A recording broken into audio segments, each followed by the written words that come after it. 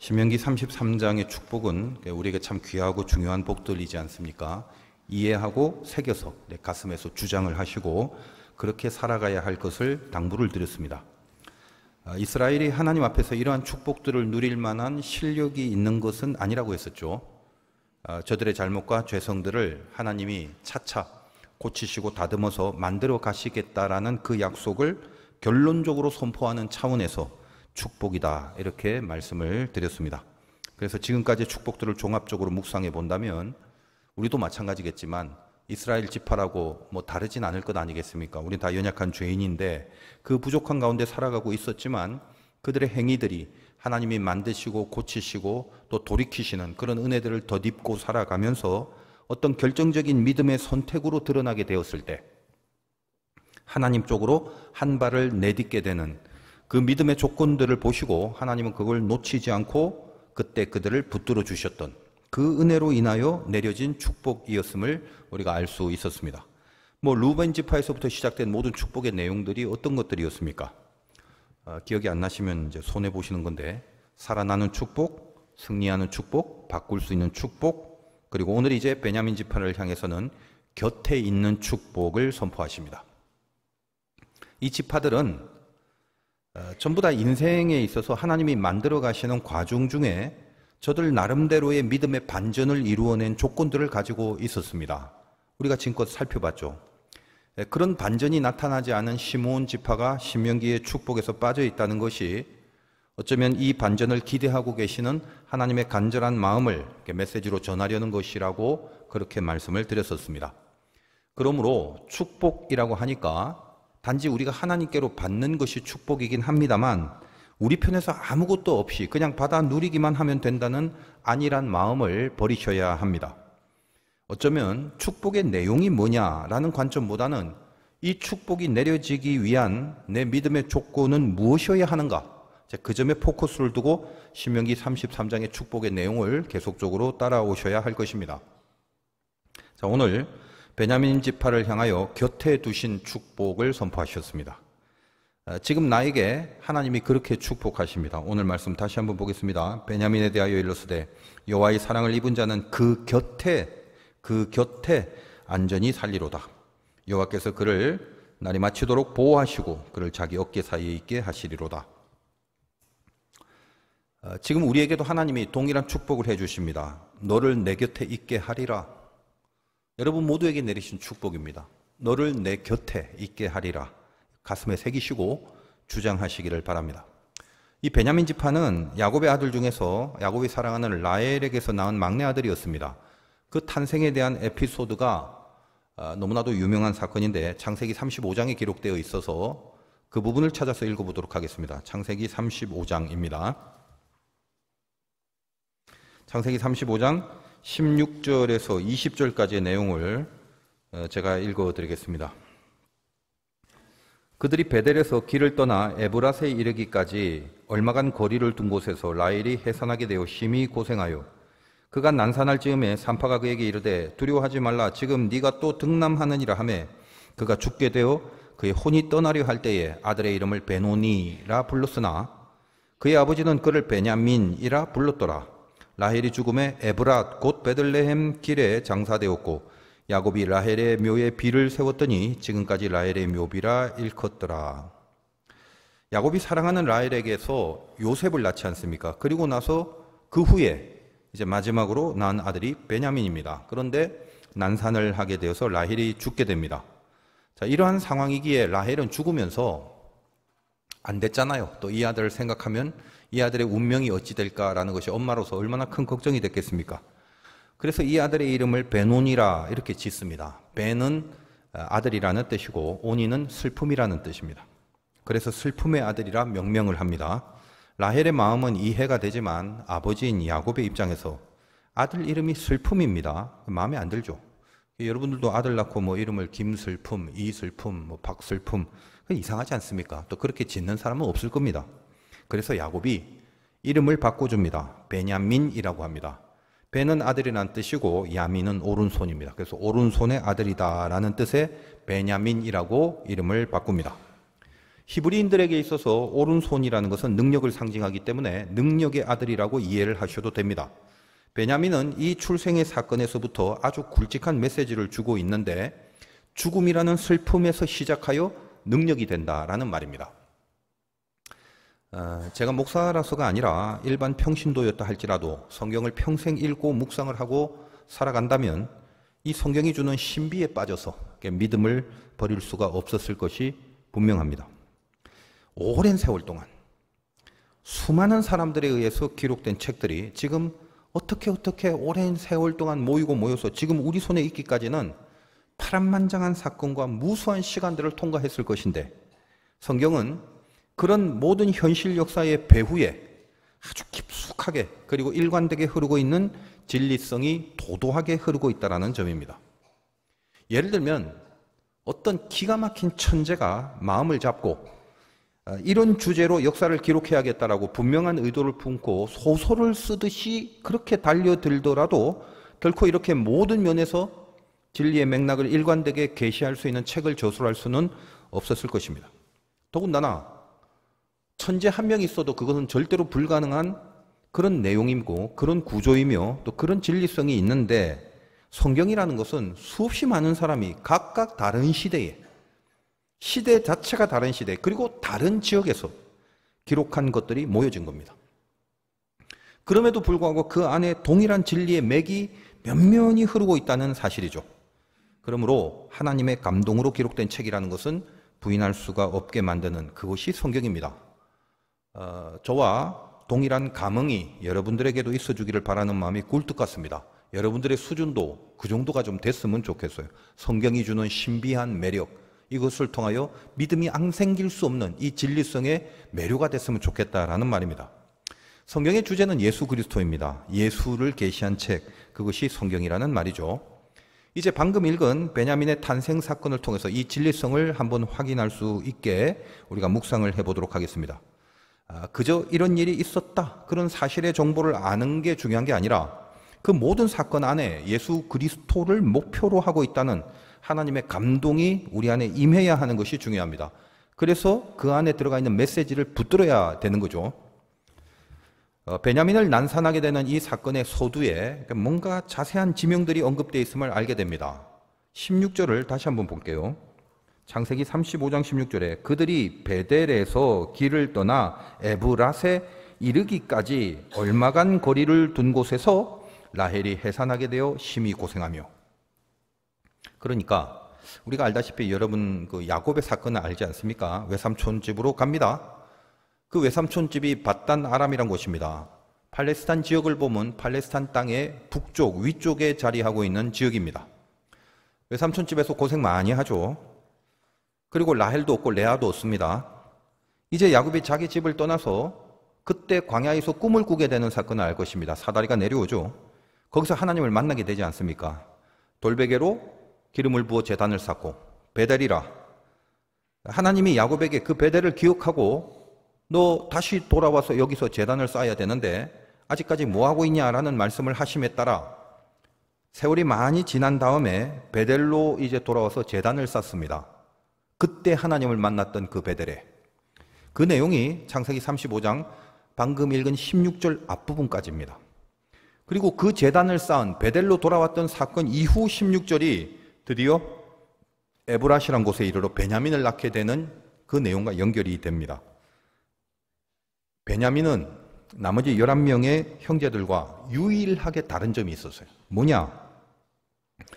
그의 탄생 장소가 다른 형제들과 달랐습니다. 11명의 형제들은 거의 대부분 저 위에 있는 그 밧단 아람에서 낳게 됩니다. 근데 베냐민만 유독 거기서부터 멀리 남쪽으로 떨어져 있는 베델에서, 그리고 여기서 약 조금 더 밑으로 30km 정도 더 떨어져 있는 에브랏이란 곳에서 베냐민을 낳게 됩니다. 이 에브랏이란 곳은 실은 익숙한 지명입니다만 성경에 오늘 16절에 에브랏 이렇게 적혀져 있으니까 생소하게 여겨질 뿐입니다. 어디서 익숙하냐면 미가서 5장 2절 이하에 우리에게 익숙한 내용이 있습니다.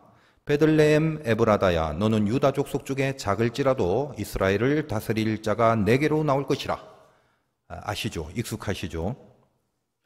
처음 듣는데요 라고 하면 할 수 없습니다. 성경을 많이 읽으시면 될 것 같고, 에브라임, 에브라다, 이 베들레헴 같이 붙어서 우리들에게 소개를 하고 있습니다. 여러분 알다시피 베들레헴에서 주님이 나신다는 그 예언인데, 베들레헴 에브라다야 이렇게 얘기를 하고 있습니다. 다시 말하여 베들레헴이 에브라다라는 곳입니다. 그 에브라다가 바로 여기 라헬이 난산에서 죽은 곳 에브랏이라는 곳입니다. 그러니까 16절에 에브랏이 에브라다고, 에브라다는 결국 베들레헴이란 말이에요. 결국 무슨 말이냐면 하나님이 베델로 가라 해서 야곱은 베델에 왔고, 옛날 그 꿈에 본 사닥다리의 그 지역을 생각하면서 세월이 많이 지난 다음에 하나님이 베델로 가라, 왜 안 오냐? 그래서 베델에 와서 제단을 다 쌓았는데, 에브라 즉 베들레헴은 그 베델에서부터 말씀드렸다시피 30km 정도 떨어져 있는 곳인데 굳이 거기까지 왜 갔느냐라는 점에서 성경이 말해주고 있지 않습니다. 하나님이 베델로 가라 해서 베델에 간 거, 이건 이해가 되는데, 그리고 35장 그 16절 앞부분이 전부 다 그 베델에 가서 제단 쌓고 야곱이 하나님 앞에 받은 명을 다 수행하고 할 일을 다 했는데, 그리고 나서 왜 하필 그 밑에 베들레헴 쪽으로 이동을 했는가? 성경이 그 이유를 창세기에서는 가르쳐주고 있지는 않습니다. 더군다나 지금 라헬은 정황상 임신을 하고 곧 출산을 한 상태임이 분명한데 그 30km나 떨어진 그곳까지 왜 무리를 해서 그렇게 이동을 했는지가 설명되어 있지 않다라는 거예요. 성경은 그냥 베델에서 길을 떠나 에브랏에 이르렀다, 그 내용만 기록을 하고 있는 거죠. 구약과 신약 전체를 다 알고 있는 우리들은 얼마나 큰 은혜를 입고 살아가는 사람들인지 모릅니다. 왜요? 이제 우리는 알게 된 거죠. 에브랏, 즉 에브라다, 여기가 베들레헴이고 예수님이 베들레헴에서 탄생하셨다는 그 계시를 베냐민의 탄생을 통해서 계시화해주고 있다는 것입니다. 모든 성경의 주제는 예수 그리스도라고 그랬죠. 창세기의 저자가 의도를 가지고 이 모든 역사의 미래를 다 알고 이렇게 기록한 게 아니죠. 예수님이 베들레헴에서 태어나니까 그걸 예언적으로 이미 여기에 깊숙하게 한번 설명 좀 해줘야겠다라는 의도를 갖고 적은 게 아닌다 이 말이에요. 창세기의 저자는 그저 성령의 감동으로 기록을 했을 뿐인데, 시간이 지나다 보니 알파와 오메가 되시는 하나님의 섭리를 전체적으로 보니까 이미 예수 그리스도를 계시해 놓으시는 이 베냐민의 탄생을 통해서 예수 그리스도의 탄생을 계시하는 깊은 감동이 숨겨져 있다는 것을 이제 우리는 이 전체를 보고 알 수 있게 된 것이다, 그 말입니다. 예수 그리스도가 어떤 분인가요? 주님은 죽습니다. 그런데 슬픔이 아닙니다. 오른손의 아들입니다. 그래서 하나님의 우편에, 오른편에 앉아 계시는 겁니다. 죽음이 아니라 능력입니다. 그 주님에 대한 메시지를 베냐민을 통해서 그 죽음이 슬픔이 아니라 능력이라는 것을 미리 계시해 두고 있다는 거죠. 라헬은 양이란 뜻입니다. 참 신비하죠. 아까 읽어본 것처럼 그 양이 죽습니다. 그래서 거기에 묘비를 세우고 양의 묘비라고 이름을 짓습니다. 라헬의 묘비란 말은 양의 묘비란 뜻이죠. 양의 죽음을 통해서 태어난 존재는 슬픔이 아니라 능력이라는 메시지를 주시고 있는 것입니다. 예수의 죽음을 대가로 다시 태어난 우리들은 죽음이 드리워진 슬픈 운명이 아니라 주님의 오른손에 붙들려 살 수 있는 능력의 존재가 된다는 말입니다.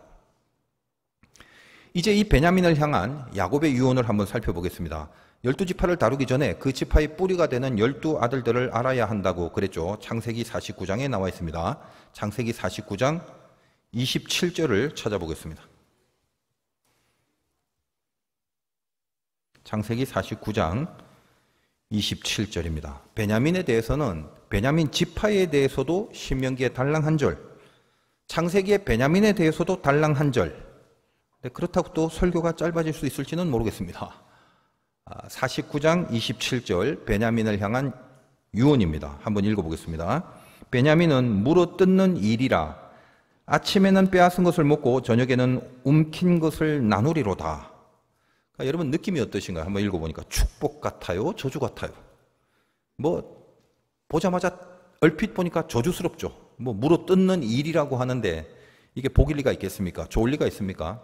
그래서 시중에 대부분의 주석들은 이 베냐민 지파의 행태들을 통해서 그 이후에 베냐민의 모습을 보니까 그 지파의 모습들, 이런 사건들을 종합해 보니까 호전적이고 뭔가 이렇게 물어뜯는 늑대나 이리 같은 그런 근성을 가진 내용으로 해석을 하고 있습니다. 그런 해석을 하게 되는 대표적인 사건이, 물론 뭐 시중의 일반적인 해석이 다 그렇습니다만, 사사기에 나오는 레위인의 첩에 대한 스토리 때문입니다.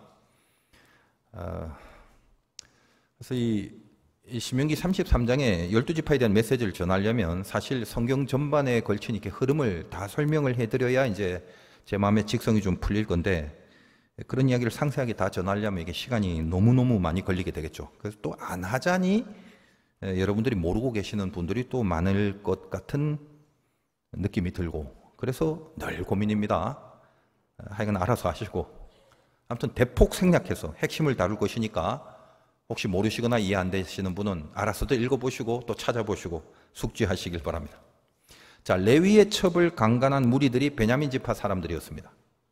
강간을 통해서 죽어버린 여자를 이 레위인이 12토막을 냅니다. 잔인하죠. 그래서 나머지 11지파에 보냄으로 이스라엘 전체의 공분을 사게 됩니다. 아니, 이런 일이 있을 수 있어? 그래서 베냐민 지파와 다른 12지파가 전쟁을 치르게 돼요. 성경에 있는 스토리 중에 제일 엽기적인 사건이기도 합니다. 세 차례 전쟁이 있었고 결론적으로 베냐민 지파는 달랑 600명만 살아남게 됩니다.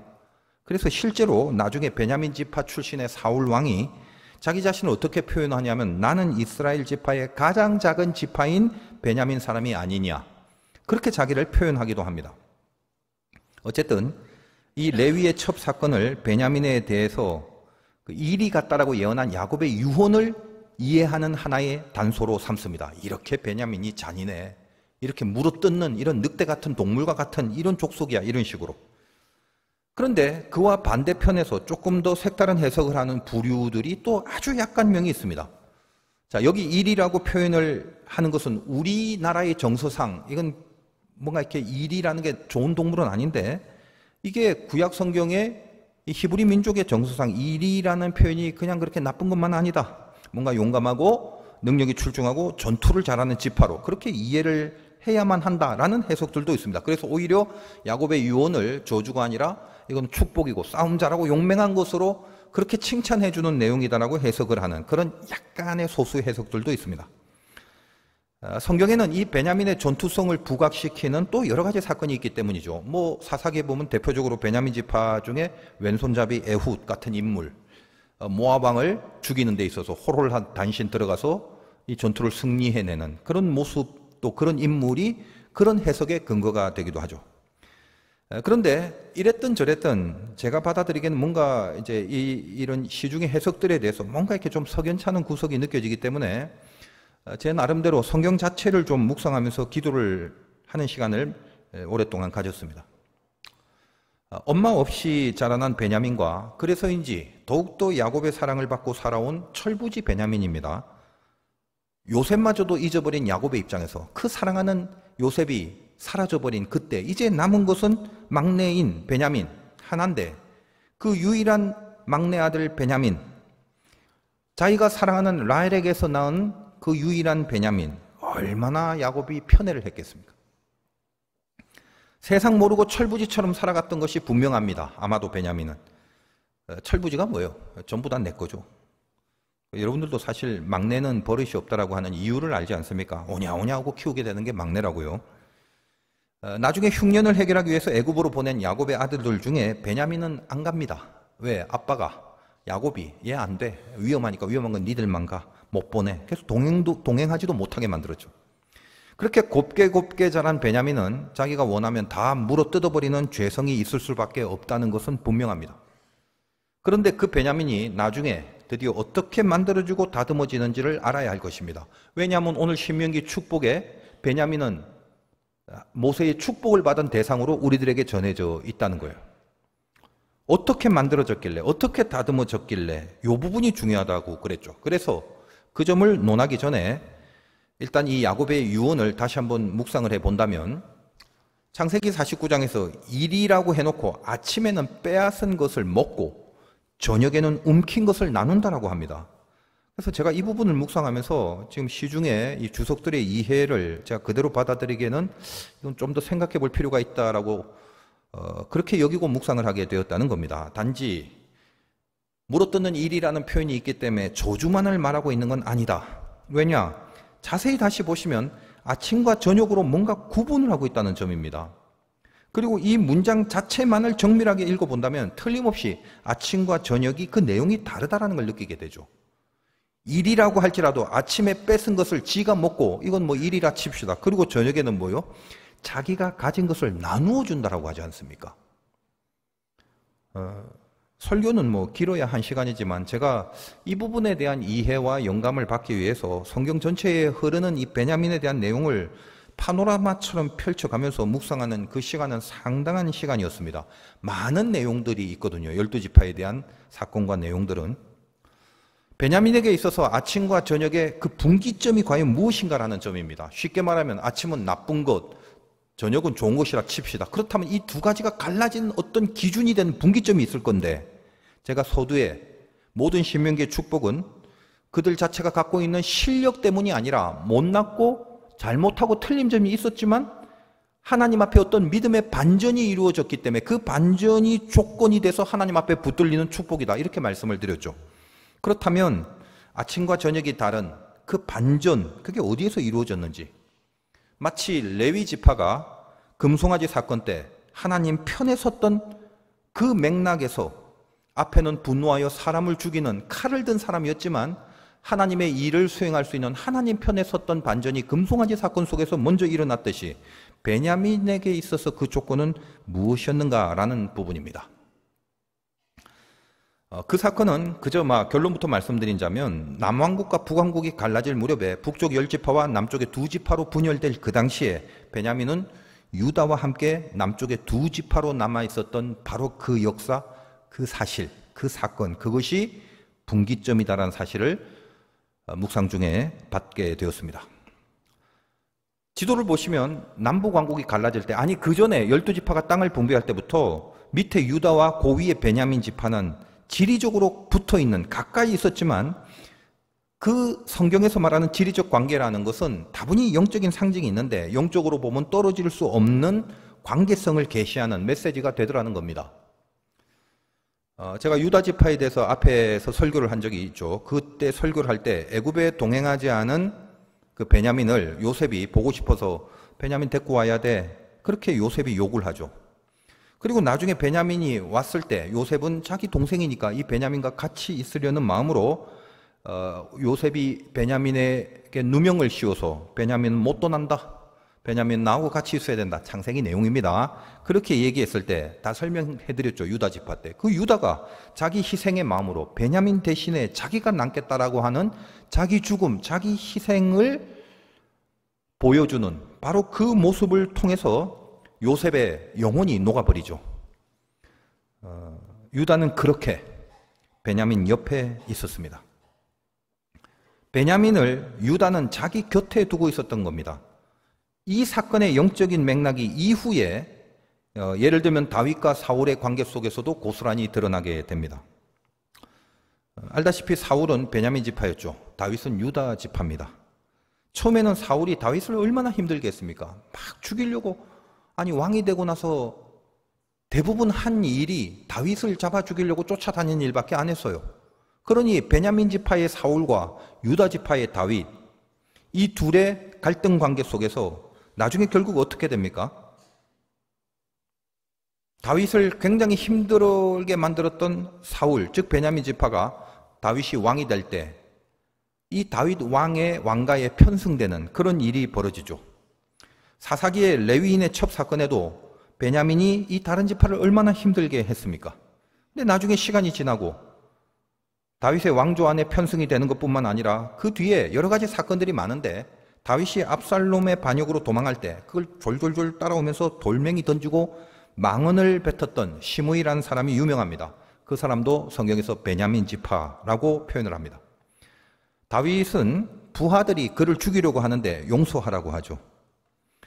유다 지파의 다윗, 베냐민 지파의 시므이, 다시 말해서 유다와 베냐민의 관계를 보여주고 있는 것입니다. 압살롬의 반역을 진압하고 나서도 세바라는 인물이 또 반란을 일으키는데 그 세바를 불량배라고 성경이 기록하고 베냐민 사람이라고 명확하게 표시를 해두었습니다.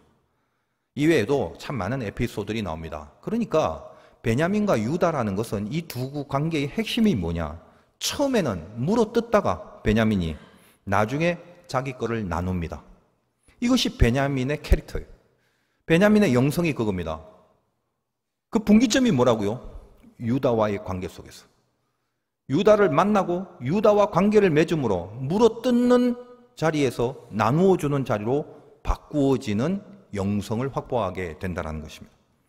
성경이 이런 이야기들을 기록한 그런 깊은 의도들이 성경 전반에 흐르고 있는 신비한 메시지가 되는 겁니다. 이 다양한 현실 역사 속에서 하나님이 분명히 우리들에게 전하려고 하는 메시지는 일관적으로 도도하게 흐르고 있다는 것을 발견하게 되는 거죠. 사울 왕 이후, 다윗 왕 이후, 솔로몬 왕 이후 드디어 이스라엘은 여로보암과 르호보암으로 갈라지면서 남북 분열 왕국이 됩니다. 남쪽 유다 지파에 오로지 12지파 중에 이 베냐민 지파만이 같이 하게 됩니다. 유다 곁에 베냐민이 있었던 것입니다.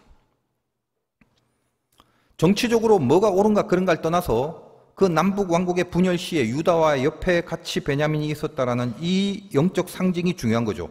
예루살렘 성전이 있는 예수 그리스도가 탄생한 지파로서의 유다 지파 옆에 오로지 베냐민 지파가 있었다라는 거죠.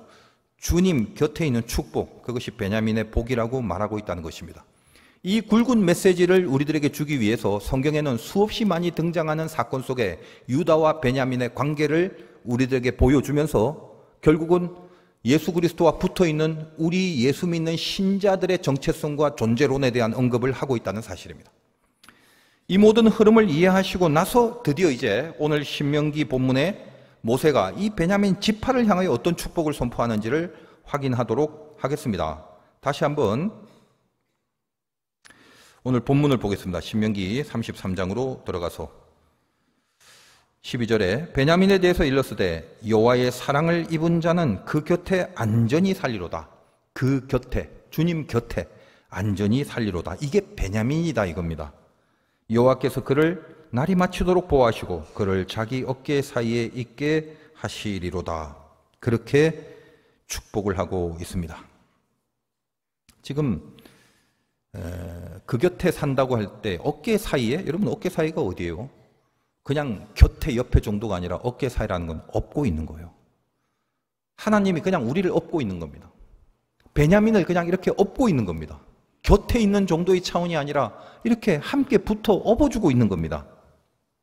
그것이 베냐민을 향한 축복이고 지금 우리를 향한 하나님의 축복입니다. 내가 너 업고 갈게. 내가 너 업고 다닐게. 너 나한테 업혀. 이 축복을 지금 우리들에게 내려주고 있다는 사실입니다. 남북왕국이 분열된 이후에 남유다와 함께 이 남왕국을 지키고 있는 베냐민의 영적인 이 분기점을 기준으로 내가 너와 함께하고 너를 업고 있고 네 곁에 있겠다라는 이 축복이 남북왕국 분열의 분기점 이후에 베냐민의 지파 속에 적용되고 나타나는 내용이 됩니다. 그래서 창세기에 야곱의 유언 중에 아까 살펴본 내용이 뭐죠? 아침에 빼앗고 저녁에 나눈다. 그 분기점이 구별되어 있다고 했죠. 제가 베냐민의 이 반전의 조건을 묵상하고 해석의 결론을 내리면서 그 분기점이 남북왕국의 분열이다라는 이 해석의 결론을 내리면서 사실 설교라는 게 그렇습니다. 모든 설교는 물론 하나님이 주시는 감동을 통해서 선지자의 역할을 다해야 되기 때문에 설교자가 어떤 감동을 받고 대언을 하는가에 대해서 사실은 객관적인 정답인지 아닌지를 증명할 수는 없습니다. 단지 성경적인 근거를 통해서 말씀을 전해야 되지 그냥 자기 멋대로나 지가 내키는 대로 지 감정대로 전해서는 안 된다라는 것은 틀림없는 거죠.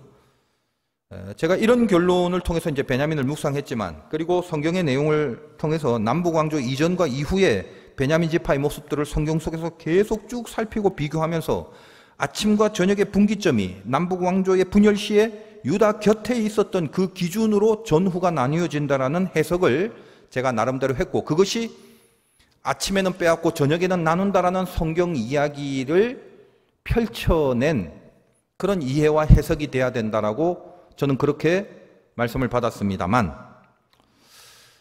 제 나름대로의 이 메시지를 바르게 전하려고 애를 썼다라고 확인은 했지만 여기에 아주 좋은 소식이 신학적 근거가 더해주는 그런 어떤 계기가 있었습니다.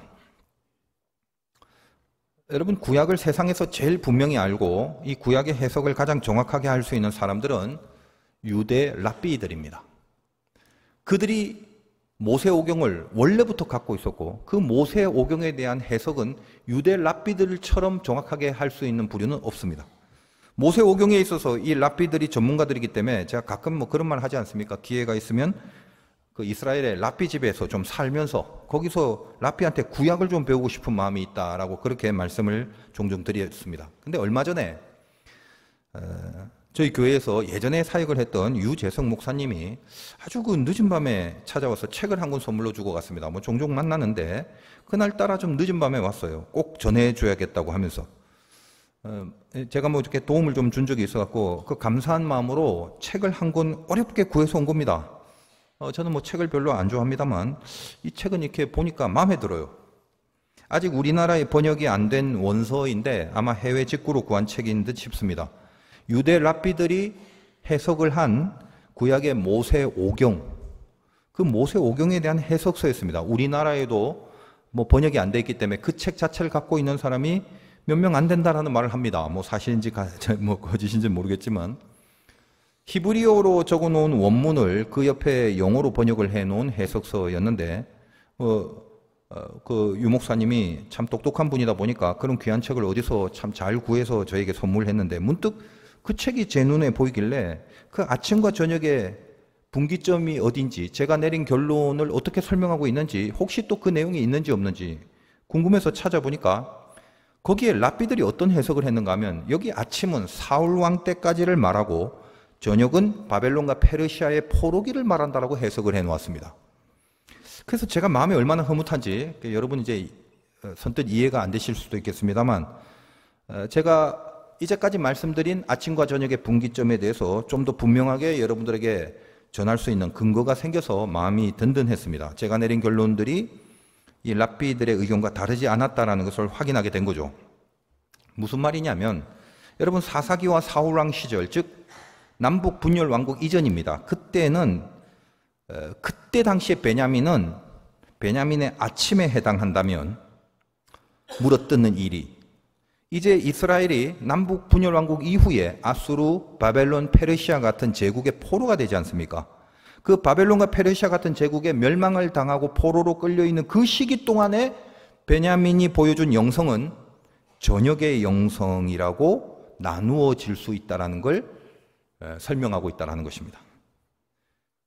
그 아침과 저녁 사이 거기에 남북 왕조의 분열이란 역사적 분기점이 있었고 그때 유다 옆에 베냐민이 붙어 있는 것으로 우리가 알고 있지 않습니까?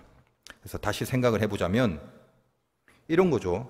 지금까지 쭉 얘기했던 스토리를 좀 정리해 본다면 그렇습니다. 레위의 첩 사건이나 뭐 사울 왕의 사건, 또 다윗 왕 시절에 뭐 그 베냐민 사람들의 뭐 여러 가지 나타났던 아까 제가 조금씩 언급해 드렸던 그런 사건 등등 그런 많은 부분은 아침의 베냐민, 즉 이리같이 막 뺏으려는 전투에만 치우쳐져 있는 베냐민의 영성이었죠. 반면에 남북 왕조 이후에 나라를 잃은 오랜 기간 동안 바벨론과 페르시아의 포로로 끌려가 있는 그 동안에는 자기가 갖고 있는 것을 나누어서 많은 이들에게 선한 영향력을 끼치는 역사들을 주도했던 부류가 베냐민 지파였다는 것입니다. 대표적으로 그런 예는 여러분이 잘 알고 있는 에스더에 있는 베냐민 지파 사람 모르드게 같은 사람입니다. 페르시아의 왕후였던 에스더, 다시 말해서 페르시아 제국시대, 남북 분열 왕국을 지난 두 번째 저녁에 해당하는 이 시기에 그 왕후였던 에스더를 키워준 사람이 모르드게죠. 뭐 자세한 내용은 생략합니다. 멸망당할 뻔한 이스라엘 위해서 에스더가 나라를 구할 수 있게 해준 사람이 바로 이 베냐민 지파의 모르드게였습니다. 알고 싶으신 분은 에스더서를 읽어보시기 바라요.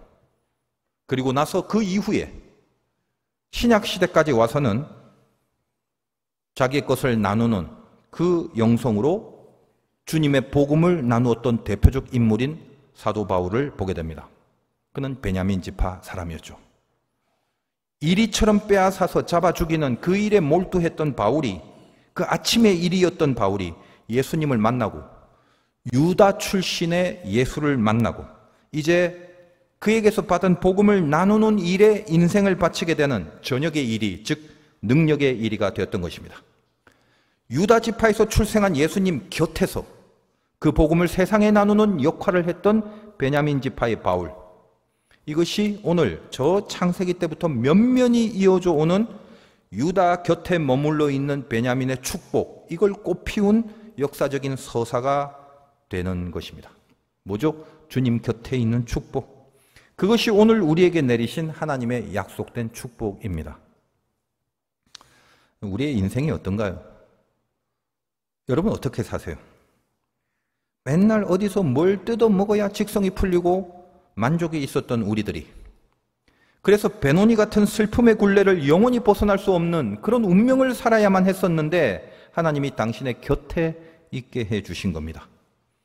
여러분은 예수를 믿게 되었고 이제 그 사랑과 그 복음을 나만 가지는 것뿐만 아니라 세상에도 나눌 수 있는 인생을 살도록 요구받고 불림을 받았습니다. 슬픔으로 살아야 하는 이 운명의 굴레들을 벗어나고 싶은데 매사가 답답하고 풀리지 않을 이 숙명 같은 한계를 느끼고 살아가는 것은 아니었나요? 그 가운데 우리가 살아가는 방법은 딱 하나뿐이라고 그렇게 하나님이 말씀하십니다. 우리 모자라도, 좀 없어도, 부족해도, 아파도, 한심해서 한숨만 나오더라도 주님 그 곁에는 머물러 있는 겁니다. 나에게 선포하신 그 축복을 주장을 하고 살아가시는 겁니다. 주님 곁에 나를 업고 계시는 하나님의 축복의 약속을 붙들고 저는 주님 곁에 있으렵니다. 그 곁을 떠나지 않겠습니다. 그것뿐입니다. 제일 중요한 한 가지를 못하고 살아가면서 대강 중요한 여러 가지를 하려고 고민하고 염려하시면서 슬프게 살아가지 말기를 바랍니다. 제일 중요한 한 가지를 못하면 대강 중요하게 여기는 모든 것들은 하나도 해결될 수 없습니다. 대강 중요한 여러 가지가 다 이루어지지 않더라도 가장 중요한 한 가지가 분명하다면 다른 것들이 풀려지는 법입니다. 이 한 주간 젊은 세대를 향해서 줌으로 새벽 기도를 했습니다. 제 생각보다 마음의 감동이 굉장히 많이 왔어요.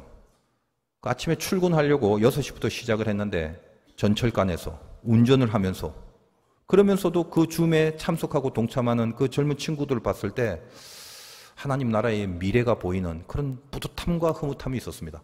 앞으로 이제 그런 계획들 좀 세워서 그런 어떤 기도의 시간과 예배의 시간을 첫 시작으로 하는 그런 영적 무드를 한번 조성해 볼 그런 계획과 기도 중에 있습니다.